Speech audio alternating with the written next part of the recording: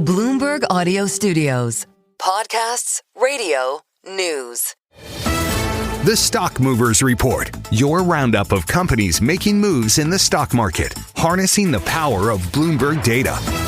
Let's take a look now at some stocks on the move today in Europe. I'm Stephen Carroll and I'm joined by Bloomberg's breaking news reporter Chloe Mele for more. Chloe, good morning. Good morning. Let's start with Aegon then. Shares rising this morning. What's going on? Yeah, quite a good day for Aegon, the Dutch insurer today. So it reported earnings that beat expectations by quite a large margin this morning. And it also went from a net loss in last year's first half to a net income for this first half of 600 million euros. So quite a reversal there. And it also increased its buyback program to 400 million euros. So kind of good news across the board for Aegon. Another piece of news that we got today from them is the intention to move its legal domicile to the US, which was in the hope to kind of better align with the geographic focus that it has on the US at the moment. Bloomberg Intelligence said that the move would facilitate comparisons with a more appropriate peer group. But it said, interestingly, that a potential challenge there could be that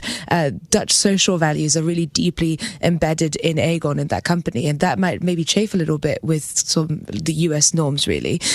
So we'll know more about this potential pivot in December at the Capital Markets Day. But in the meantime, the first half results really were really well received by the market. Yeah, indeed, shares currently up 6.5% in Amsterdam.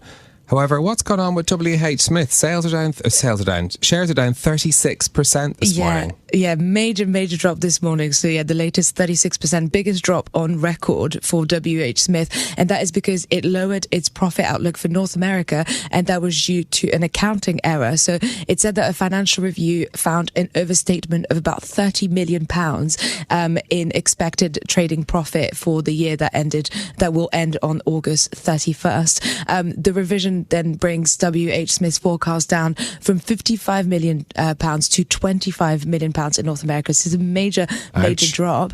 This is particularly significant given that the company's strategy has been focused on expanding in North America and especially in travel retail. And so analysts are quite shocked by it. Analysts, a good body, said that the scale of that overstatement was quite shocking, and that seems to be kind of the overall sentiment there. BI said that the part of the revision is kind of unexplained as well, because not all of it came from the understatement, this accounting understatement. It also noted that there's a risk from a consumer pullback in travel retail as well. So it's not just the accounting error, but this accounting error was a massive one. Okay, yeah, I mean, a huge move in the share price as a result as well. Let's go to Denmark next, and Novonesis. What's the news from them? So Novonesis, it makes enzymes for a bunch of sectors, the pharmaceutical sector, but also consumer and in industrial end markets. So enzymes that are used in detergents, food, beer, whatever, you name it, they make enzymes for it. And the shares are down because they actually narrowed their guidance for the year for the high end of the range. So that should have been positive. But what is driving the shares down is that there is some weakness in the sales target for 2030. So it released both its 2030 sales targets and its results as well. And Citi analysts said that the new targets disappointed on margin, especially. And it said that evidence is kind of mounting that the pricing transformation will not translate into the strong margin progress that many had hoped for. So there is some weakness there, and that is driving the shares down this morning for that company.